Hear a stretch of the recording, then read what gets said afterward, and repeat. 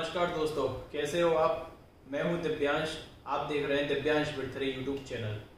यदि आपने अभी तक हमारे चैनल को सब्सक्राइब नहीं किया तो चैनल को सब्सक्राइब कीजिए, वीडियो को लाइक कीजिए, शेयर कीजिए। और आज की वीडियो का टारगेट है 80 लाइक। ठीक है, लास्ट बार आपने थोड़ा टाइम कर दिया 80 करने में, इसलिए वीडियो थोड़ा लेट हो गया।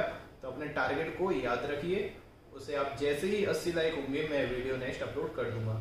और जो लोग भी स्टूडेंट्स बोल रहे हैं कि सर नाउन कब तक खत्म हो जाएंगे, नाउन के कितने पार्ट्स ऑफ बचेंगे, देखिए आपको अगर नहीं करना नाउन तो आप मुझे कमेंट में बता दीजिए, मैं स्टॉप कर दूंगा इसको।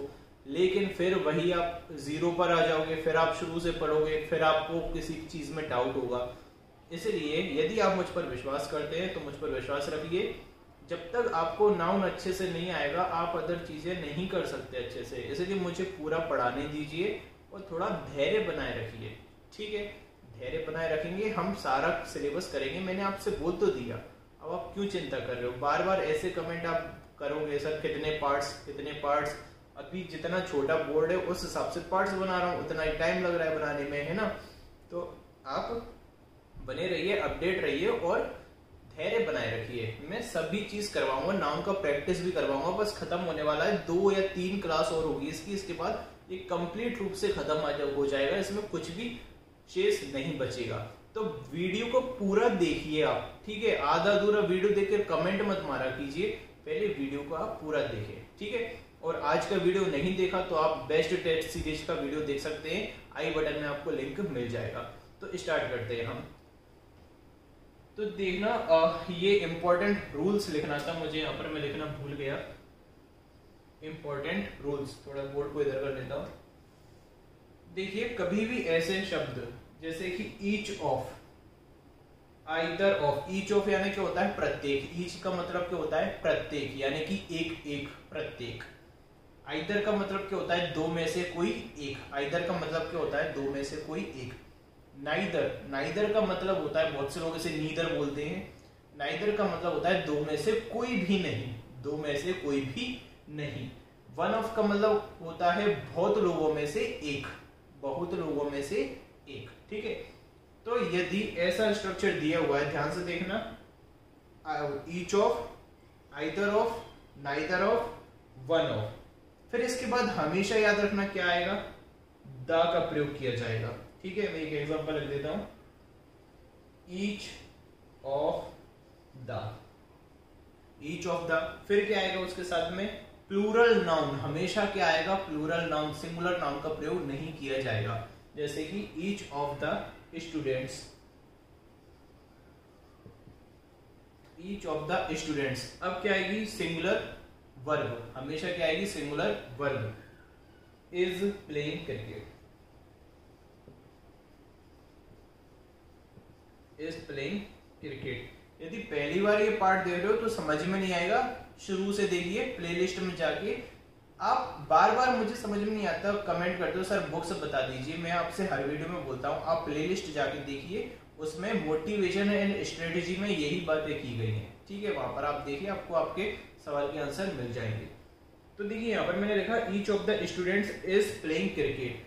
बहुत सारे विद्यार्थियों में से, बहुत सारे विद्यार्थियों में से, देखो स्टूडेंट्स का मतलब क्या होता है बहुत सारे विद्यार्थी, बहुत सारे विद्यार्थियों में से प्रत्येक क्रिकेट खेल रहा है। इसका क्या मतलब है, मतलब प्रत्येक विद्यार्थी क्रिकेट खेल रहा है।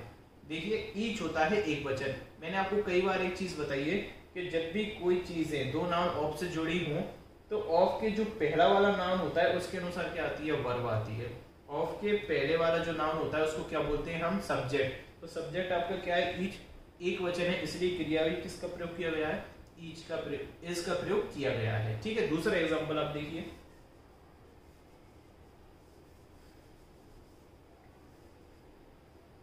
ठीक है। जैसे देखना, one of the girls, one of the girls looks beautiful. उन लड़कियों में से, वन ऑफ द या दोज बोल दो या दीज बोल देना, ठीक है।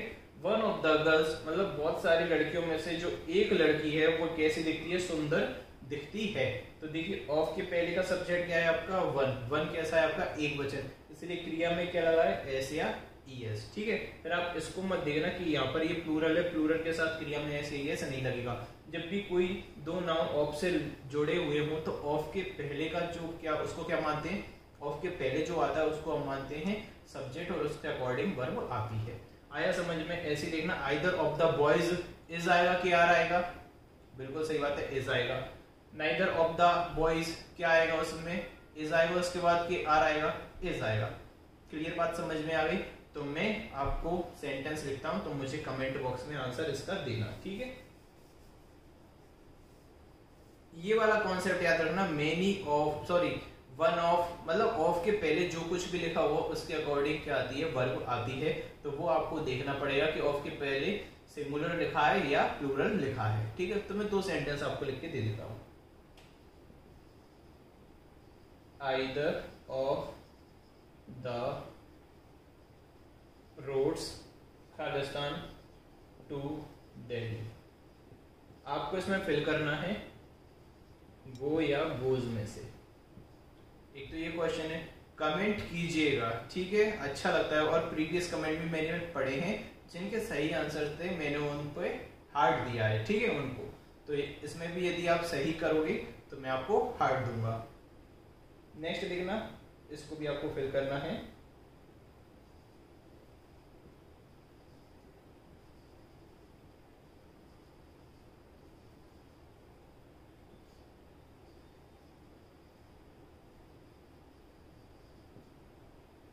इसमें आपको फिल करना है टेस्ट या टेस्ट्स, ठीक है।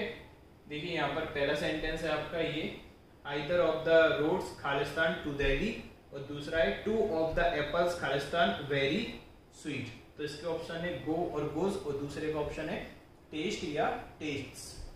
इसको मिटा देता हूं।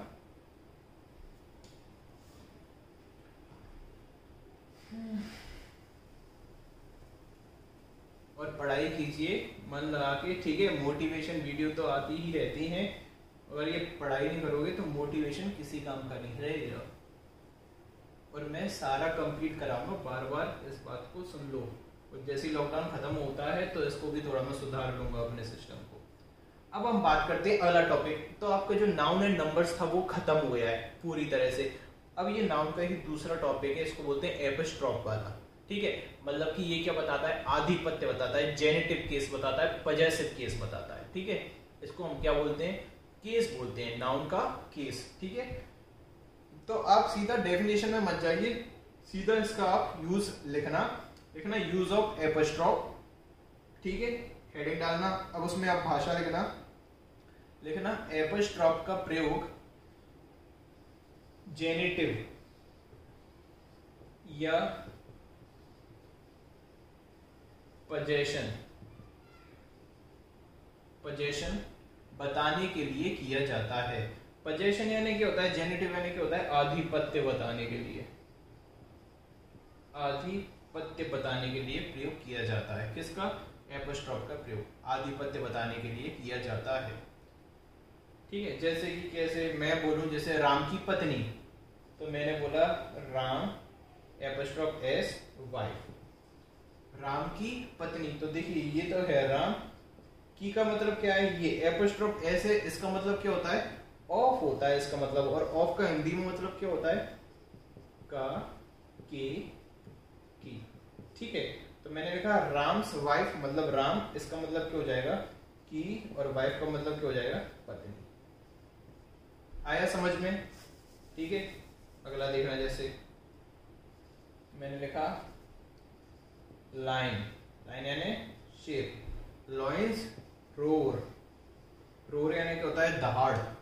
तो देखिए शेर, लॉइन यानी क्या है शेर, इसका मतलब क्या हो जाएगा की, इसका मतलब क्या हो जाएगा दहाड़, ठीक है, शेर की दहाड़। तो ये क्या होते हैं, एपस्ट्रॉफ बोलते हैं इनको, क्या बोलते हैं हम, पजेशन केस।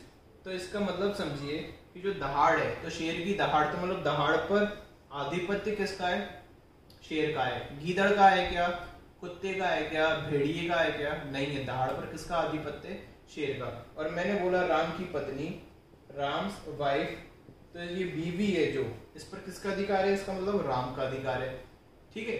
और जैसे अगर मैं बोलूं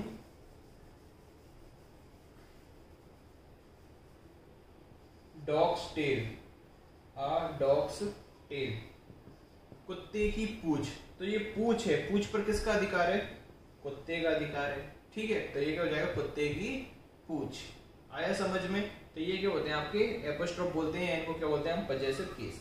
अभी कितने प्रकार के होते हैं, ये 3 प्रकार के होते हैं, जैसे कि मैंने वहां पर लिखा हुआ है। पहला आपका होता है एपोस्ट्रोफ एस, दूसरा होता है ओनली एपोस्ट्रोफ, और तीसरा क्या होता है, ऑफ का प्रयोग करके बनाते हैं, ठीक है। आया समझ में। तो आप लिखना पहला प्रयोग, लिखना एपोस्ट्रोफ एस, ठीक है। और ये जो मैंने परिभाषा लिखी है इसको लिख लेना, लिखना इसका प्रयोग सिंगुलर काउंटेबल नाउन लिविंग यानी कि सजीव के साथ, जैसे कि मैंने यहाँ पर लिखा लॉयंस रोर लिखा था मैंने, लॉयंस रोर।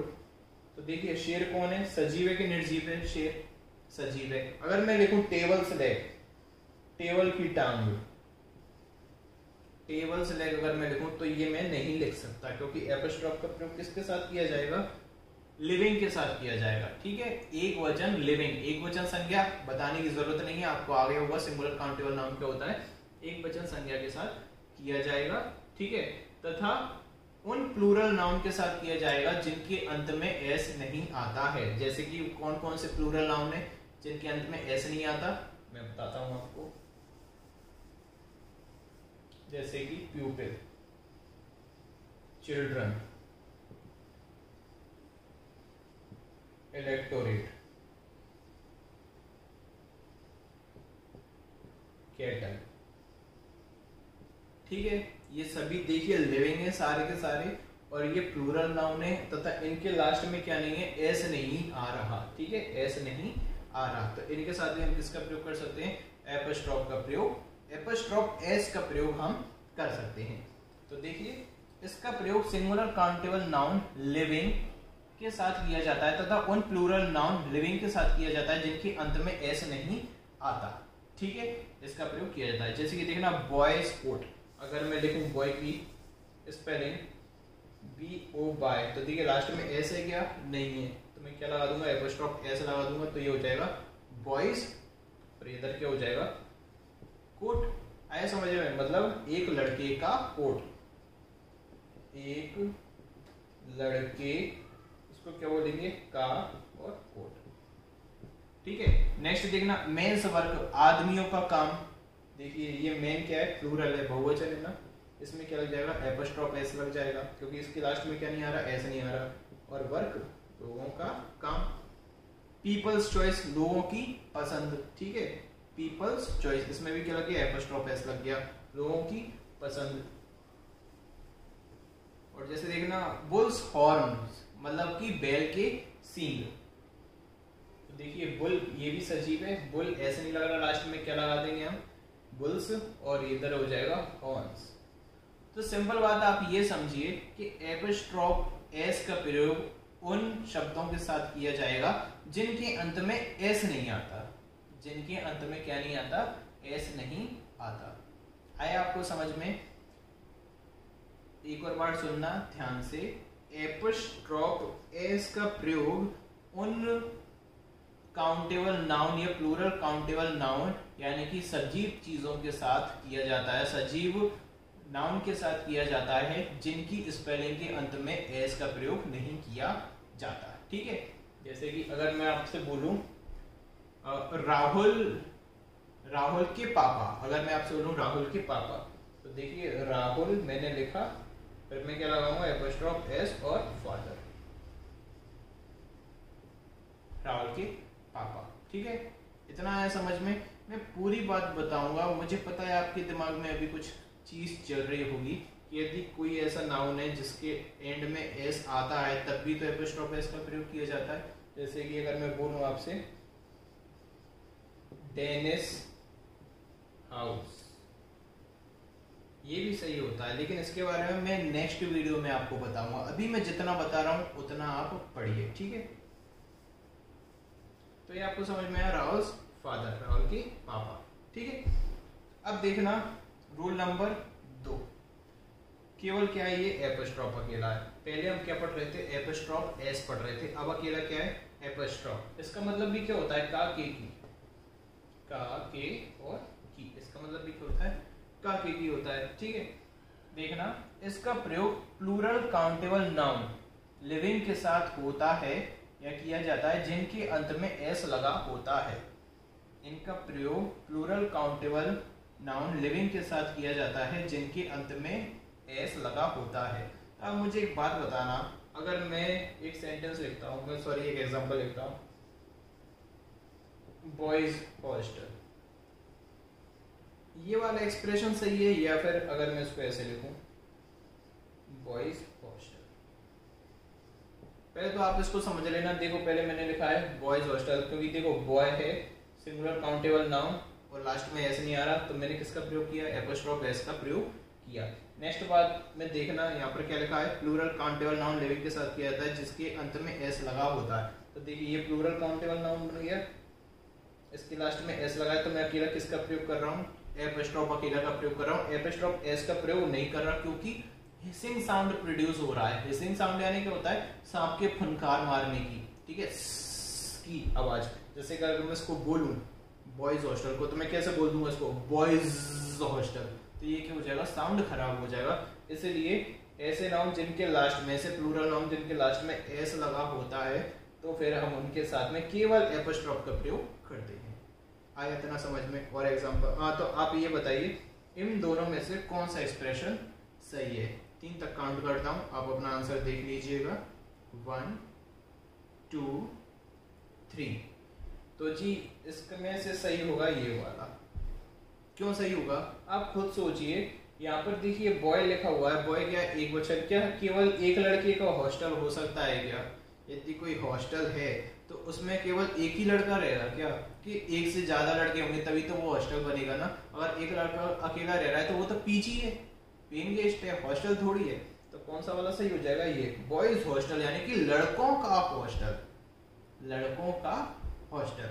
आया समझ में? तो इसमें ये वाला सही हो जाएगा। ये वाला देखने में तो सही लग रहा है लेकिन ये अर्थ वाइज गलत है, ये मीनिंग वाइज ये क्या है, गलत है, ये अर्थहीन है। तो आज का सही क्या हो जाएगा, ये।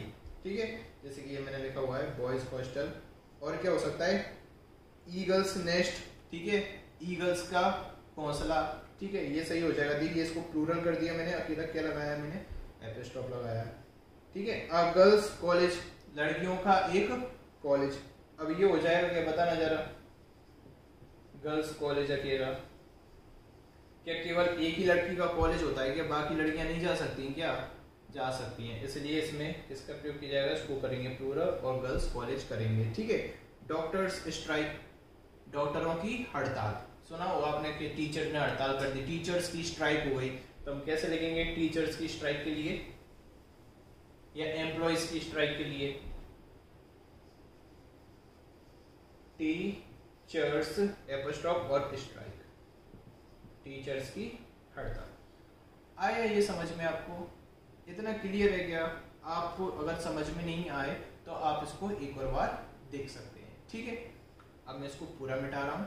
ठीक है, और कमेंट में कृपया करके जरूर अपने आंसर्स दीजिए। मैं सभी का कमेंट पढ़ता हूं। वो बात अलग है कि मैं हर बार रिप्लाई नहीं कर सकता क्योंकि मुझे दूसरा वीडियो अभी मैं हाल ही बनाऊंगा और मुझे और भी वीडियोस अपलोड करने होते हैं, इस वजह से मैं आपके कमेंट्स का जवाब नहीं दे पाता। लेकिन मैं हर वीडियो में आपके सारे कमेंट्स को इकट्ठा करके उसके बारे में मैं बता दूंगा, तो आप धैर्य रखिए प्लीज। ठीक है,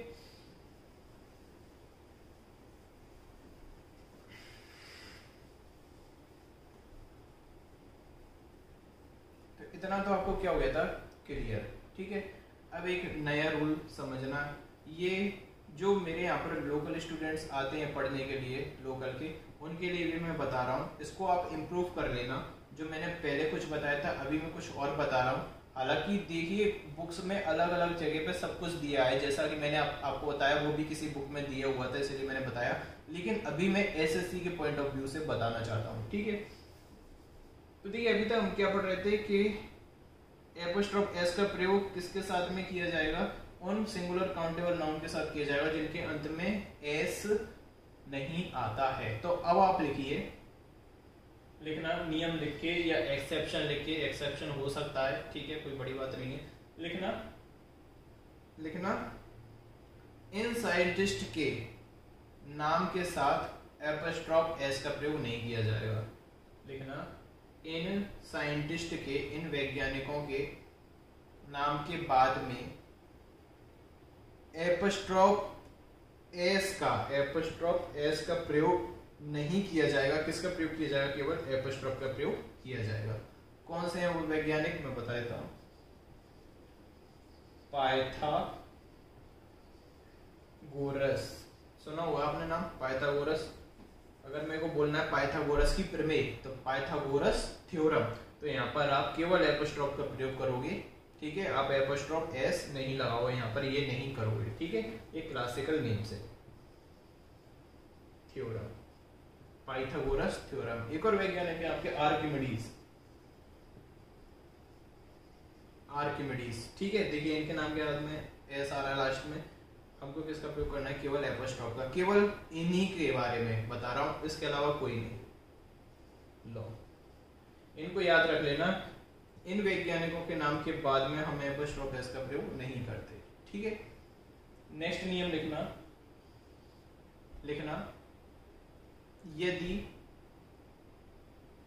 यदि सिंगुलर काउंटेबल नाउन, देखना यदि सिंगुलर काउंटेबल नाउन जिसके अंत में एस लगा हो, यदि सिंगुलर काउंटेबल नाउन जिसके अंत में एस लगा हो,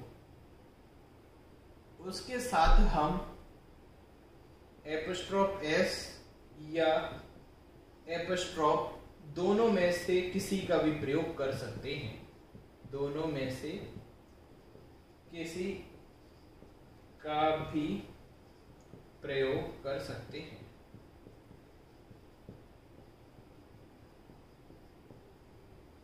यदि सिंगुलर काउंटेबल नाउन जिसके अंत में एस लगा हो तो हम उसके साथ एपस्ट्रॉफ एस या एपस्ट्रॉफ दोनों में से किसी का भी प्रयोग कर सकते हैं। तो जो मैंने आपको पहले बताया था, मैंने आपको सिंपल ये बताया था कि यदि किसी के नाम के लास्ट में यदि एस हो, चाहे वो सिंगुलर हो या प्लूरल हो, केवल इसका प्रयोग किया जाएगा।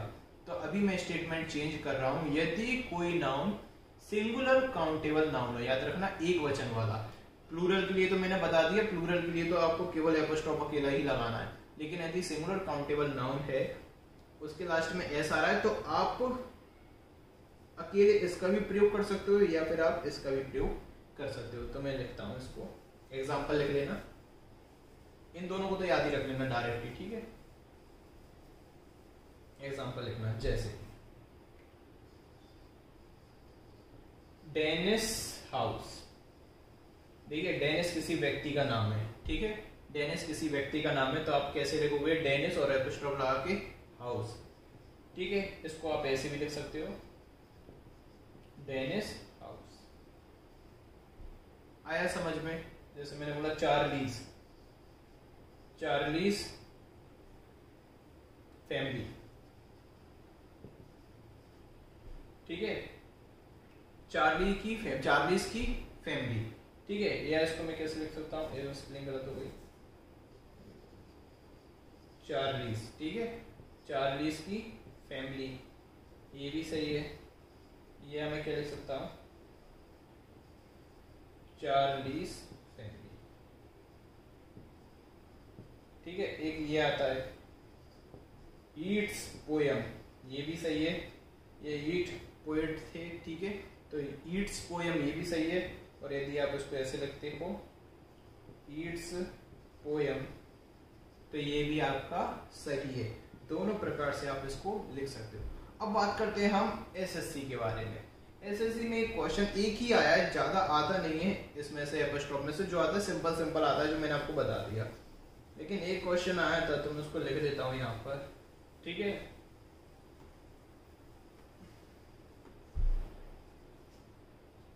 द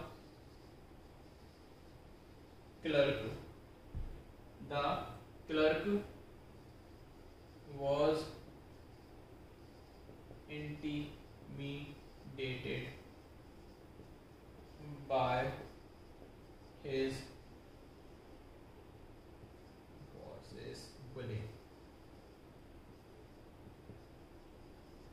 है, बाय हिज बॉसेस बोलेंगे। सीपीओ में आया है, ये सीपीओ 2016 में या 17 में पूछा गया है एसएससी में, ठीक है, एसएससी में ये आया था।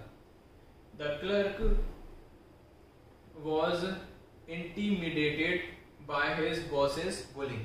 जो क्लर्क था वो जो उसके बॉस बुलिंग कर रहा था, बुलिंग मतलब आधिपत्य जमाना, ठीक है, किसी पर हक जमाने की कोशिश करना, डराना धमकाना, तो उससे वो क्या हो गया, डर गया। इंटीमिडेट यानी कि होता है डर जाना, फ्राइटेंड हो जाना, तो उससे वो डर गया। तो देखिए इसमें बॉस देखिए आप एक वचन है और एस का भी प्रयोग किया जा रहा है, ठीक है, और इसके साथ एपोस्ट्रोफ एस भी लगाया हुआ है, तो ये नो एरर है, ठीक है, इसमें कोई गलती नहीं है। तो यदि आप इसको देखोगे तो कई जगह पर आप साइड में भी देखोगे, कहीं पर है ना बॉसेस ऐसा लिखा हुआ है और कहीं पर ऐसा भी लिखा हुआ है, तो ये दोनों ही सही माने जाएंगे, इसमें कोई गलती नहीं है, ठीक है। ये एसएससी के अकॉर्डिंग है और माइकल स्वॉन में अकेले में ये एग्जांपल दिया हुआ है।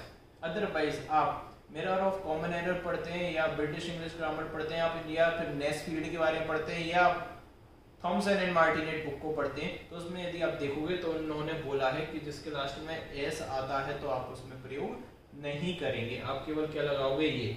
लेकिन एक बुक में दिया हुआ है और एसएससी ने भी इसमें नो एरर दिया हुआ है, इसलिए ये कहना भी सही है। तो मैंने जो आपको एग्जांपल बताया था पारस, जैसे कि मेरा दोस्त है पारस, अगर मैं बोलूं पारस के पापा तो इसको मैं लिखूंगा पारस फादर, ये भी सही है, और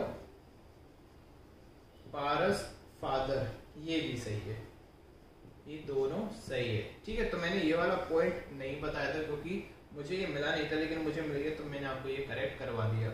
तो इस वीडियो को आप एक बार और देख लीजिएगा अच्छे से, यदि समझ में ना आया हो, वैसे मैंने कोशिश पूरी की है, ठीक है। और इसके अलावा कोई डाउट हो आपको तो भी आप मुझे कमेंट में कर देना, नेक्स्ट टाइम मैं उसको कंप्लीट करवा दूंगा। और इसको आप कमेंट करना जो क्वेश्चन मैंने आपको पूछे हैं, और सब्सक्राइब करना न भूलें, जिससे हमें क्या बोलता है, मोटिवेशन मिलता है, इससे ही हम आपको रेगुलर वीडियोस प्रोवाइड करा देंगे। और कल जो वीडियो आएगा वो आएगा एमबी पब्लिकेशन का, जो 8 तारीख की जो शिफ्ट थी, जिसकी आप सभी लोग बोल रहे थे सर काफी टफ था, उसी का मैं वीडियो लेकर कल आऊंगा, तो अपडेटेड रहिए। जय हिंद।